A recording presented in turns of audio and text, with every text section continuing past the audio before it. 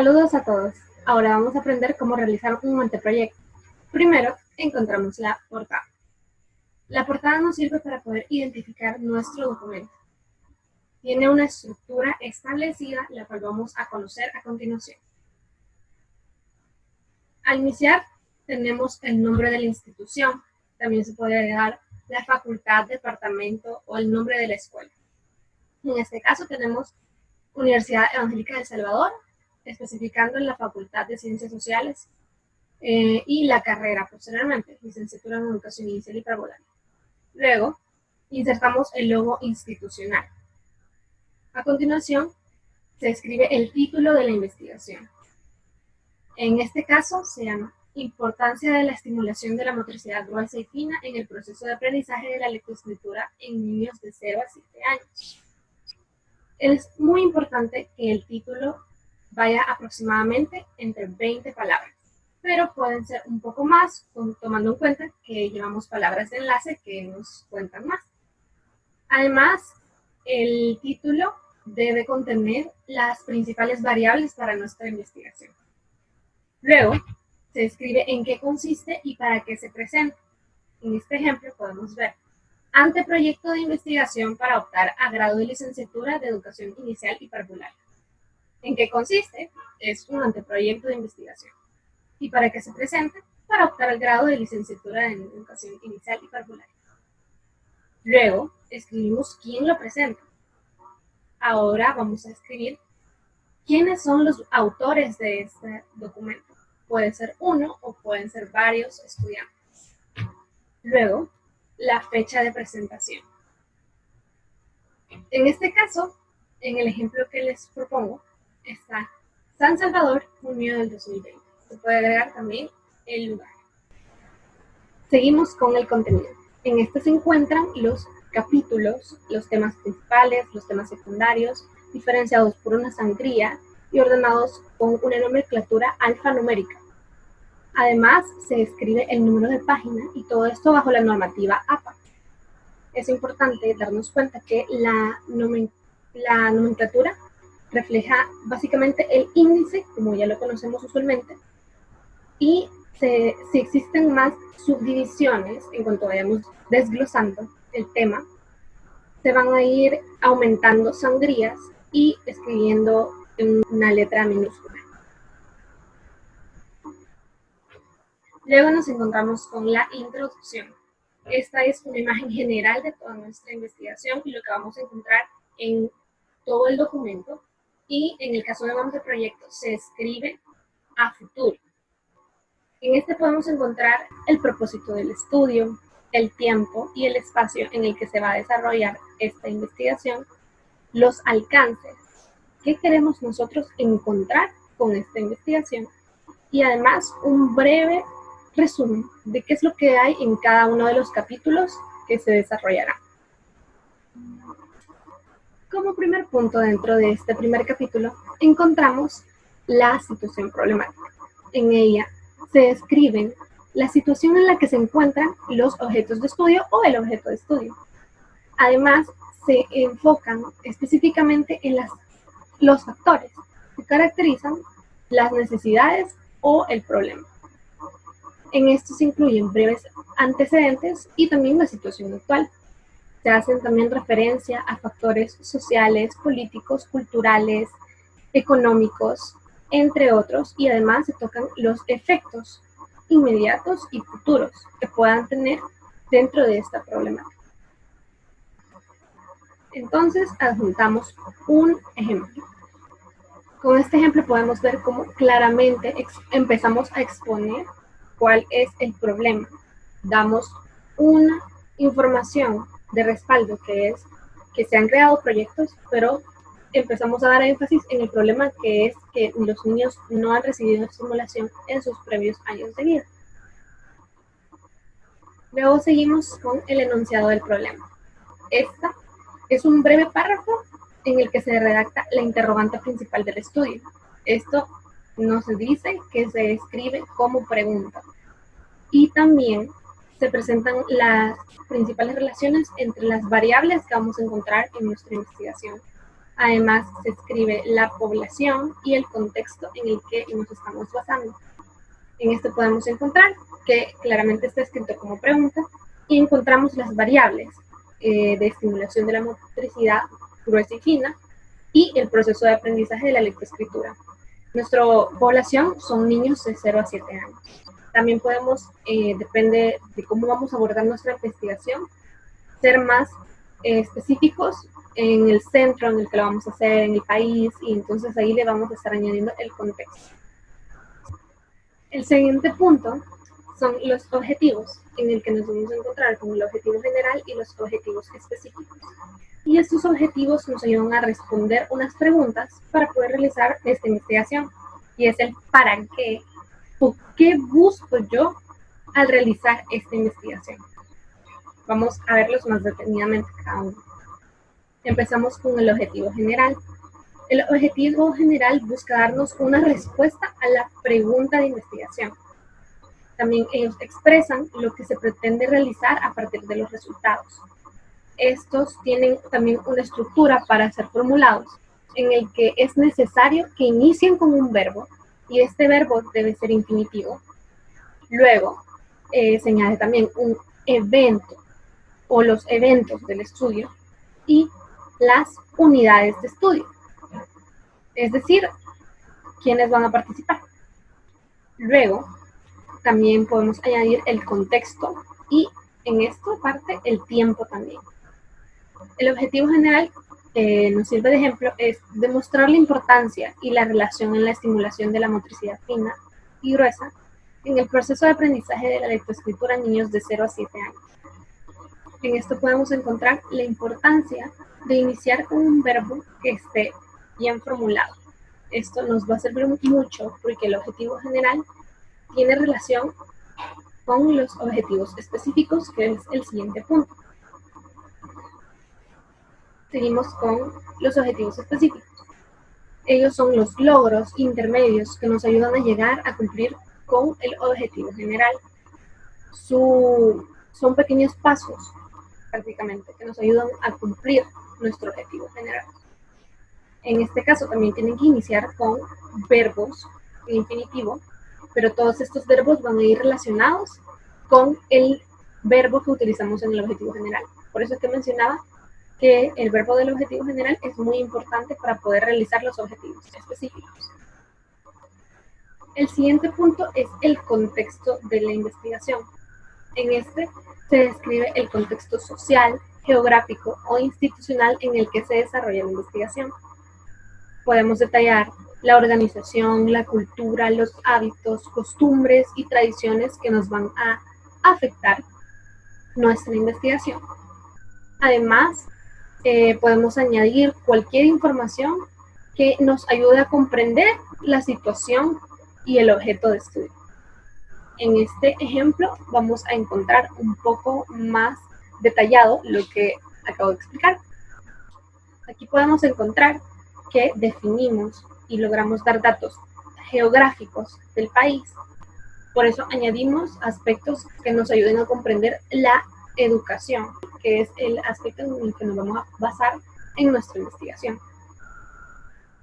También, en el caso de realizar la investigación en un centro, en una institución educativa específica, debemos agregar la información de este centro, dónde está ubicado, qué personas atienden a este lugar, cantidad de alumnos atendidos y cuáles son las modalidades que se brindan, si solamente es escuela parvularia o es de educación básica. Toda esta información va a ser necesaria y muy importante en nuestra investigación. Seguimos con la justificación. Con la justificación buscamos darle respuesta al por qué es importante realizar esta investigación. Es por eso que debemos escribir sobre la relevancia de la investigación, la necesidad de profundizar en el tema, qué es lo que nos mueve a querer investigar acerca de esto, y también mencionamos los beneficios a futuro que podemos encontrar al realizar esta investigación y a quienes les puede servir. Con estos ejemplos podemos ver claramente que estamos dando información sobre por qué es importante realizar esta investigación, las razones por las que nosotros lo tenemos que hacer y además exponemos qué es lo que puede pasar si nosotros no abordamos este tema. Eso nos justifica en realizar la investigación. Con este último apartado terminamos el capítulo 1 y damos inicio al siguiente, que se titula Fundamentación teórica. Dentro de la fundamentación teórica empezamos con el estado actual del hecho o situación. En este se exponen las explicaciones teóricas de las variables que representan el comportamiento del hecho o situación del objeto de estudio. Se explican los hechos y las relaciones entre estos, incluyendo también las causas y los efectos. Y también se puede comparar en este apartado lo que exponen otros autores, otros investigadores y contrastarlo con la situación en la que nosotros estamos basando nuestro problema. Seguimos con las hipótesis de la investigación. Estos son supuestos de estudio y se plantean en forma de proposiciones que dan explicaciones tentativas al hecho de estudio. Es una afirmación del enunciado del problema y van acorde a los objetivos de investigación. Aquí podemos ver un ejemplo en el que es un enunciado que dice: sí es importante la estimulación de la motricidad gruesa y fina en el proceso de aprendizaje de la lectoescritura en niños de 0 a 7 años. Con este ejemplo nos damos cuenta que es un supuesto, es algo que nosotros hasta el momento no estamos totalmente seguros. También puede pasar en algunas ocasiones que al desarrollar nuestra investigación nos damos cuenta que la hipótesis que nosotros habíamos planteado resulta ser negativa o que no se cumple. Y eso no quita ningún valor a la investigación, ya que logramos descubrir que el resultado es el caso contrario de nuestra hipótesis. Damos un dato más que nos puede servir para posteriores investigaciones. Luego seguimos con el capítulo 3, que se titula Metodología de investigación, que prácticamente es la descripción de las estrategias y las técnicas que se seguirán en la investigación.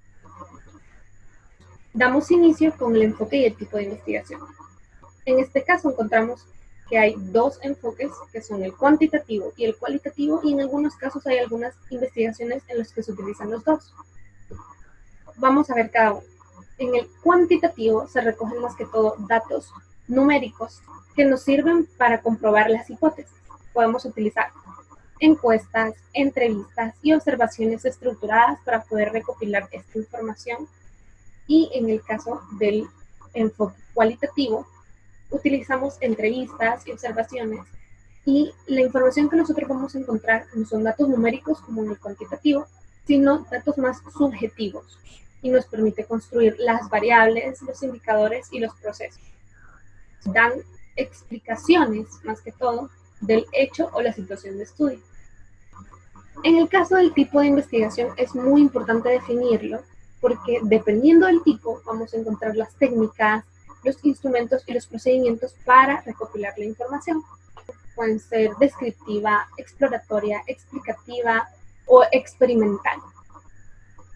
En este caso, algunas veces necesitamos de un diseño para poder realizar nuestra investigación. Por ejemplo, el diseño experimental, que básicamente obedece al análisis estadístico, o el conceptual, que responde al enfoque cualitativo. En el siguiente punto nos encontramos con los sujetos y el objeto de estudio. Nos encontramos con las unidades de análisis, población y muestra, que prácticamente es la descripción de las características propias del conjunto de sujetos, objetos y grupos hacia los cuales se orienta la investigación. Es muy importante que nosotros podamos establecer claramente cuáles van a ser los criterios de inclusión y exclusión. Esto quiere decir quiénes serán aplicables para poder participar dentro de nuestra investigación. En este caso podemos decir que los niños que estarán aplicables serían los niños de 0 a 7 años, ya que se estableció durante todo el recorrido de nuestra investigación hasta este momento. Y los que no podrán participar dentro de esta investigación serán los niños mayores de este rango de edad. Esto es uno de los criterios que nosotros tenemos que tomar en cuenta. Pueden haber más que nos puedan ayudar a delimitar quiénes participarán en nuestra investigación. Muchas veces dentro de nuestra investigación vamos a encontrar que la población que es aplicable según los criterios de inclusión y exclusión que nosotros hayamos fijado anteriormente es abundante. Son demasiadas personas. Entonces debemos establecer una muestra, que esto nos sirve como una parte representativa de toda la población. Para poder comprender un poco más cómo deberán ser redactados, tenemos estos ejemplos. En cuanto al sujeto, en el caso en el que nosotros estemos realizando nuestra investigación en un centro específico, debemos escribir la cantidad de alumnos en la población, y si necesitamos ocupar una muestra, definimos también la cantidad de sujetos que serán la muestra representativa. Seguimos con el objeto. Prácticamente aquí definimos qué es lo que nosotros estamos buscando al poder realizar recopilación de datos en los sujetos. Seguimos con las variables e indicadores. Partimos por variables, las cuales las entendemos como un atributo o característica que define el problema de investigación.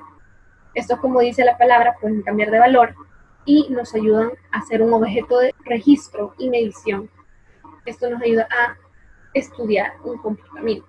Si nosotros cambiamos una variable, ¿cuál va a ser la repercusión? Luego, con los indicadores, estos son aquellos aspectos medibles u observables que caracterizan la variable. Esto permite establecer un tipo de técnica de recopilación de información y el instrumento a utilizar. Un ejemplo de esto puede ser que si la variable es la situación económica, nuestros indicadores podrán ser los ingresos que esta persona tiene, la cantidad de bienes e incluso la educación a la que se tuvo acceso. Seguimos con las técnicas, materiales e instrumentos. Empezamos con las técnicas y procedimientos para la recopilación de información. Estas son las estrategias que se utilizarán para recolectar la información. Debemos describir en qué consisten, cómo se desarrollan, a quiénes se les van a aplicar, cuál es el propósito de aplicar estas técnicas y cuál va a ser el procedimiento y los materiales que van a ser necesarios para poder realizar la recopilación de la información. Los ejemplos que nosotros tenemos para poder hacerlo son una encuesta y la observación, entre muchos otros que nos pueden servir como instrumentos.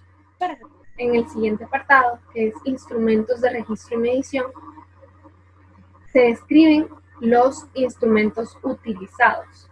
Vamos a mencionar la estructura, el contenido, en qué nos basamos para poder realizar este instrumento, el proceso desarrollado para hacerlo y cómo van a ser calificados todos estos instrumentos.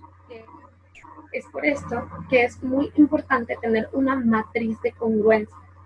Esto nos va a servir para realizar un análisis de todo lo que nosotros llevamos de la investigación hasta este momento y nos va a servir para poder corroborar si lo que llevamos va bien, si todo tiene sentido y tiene un hilo, porque si nos damos cuenta, desde el inicio, todo se va relacionando y se va complementando para poderle dar sentido a la investigación. Seguimos con los aspectos éticos de la investigación. Si se trata de estudios con personas menores de edad, con niños, es mucho más importante explicar cuál va a ser el procedimiento en el que nosotros vamos a trabajar para recopilar los datos con estos sujetos y presentar el asentimiento informado. En el siguiente punto es procesamiento y análisis de la información. Esto es muy importante, ya que podemos explicar cómo se van a tabular, cómo se van a organizar los datos y cómo se van a presentar y describir. También es importante detallar bajo qué programa de computación nosotros vamos a tratar estos datos, cuáles van a ser algunas de las fórmulas que nosotros vamos a utilizar y dar una explicación muy clara de cómo nosotros vamos a procesar la información. Llegamos al punto del cronograma de actividades y se refiere a las actividades que se realizarán durante la investigación y van distribuidos en todo el tiempo en el que nosotros vamos realizando nuestra investigación. Con este ejemplo de cronograma de actividades para la investigación, nos damos cuenta que nos encontramos con columna de actividades numeradas en las que detallamos cuáles van a ser todos los pasos, todas las acciones que nosotros vamos a llevar a cabo para poder realizar nuestra investigación. Y en la parte de arriba podemos encontrar los meses y las semanas que nosotros utilizamos para realizar la investigación. Muchas gracias por la atención en este video. Espero que la explicación sea de mucha utilidad para realizar un anteproyecto de investigación.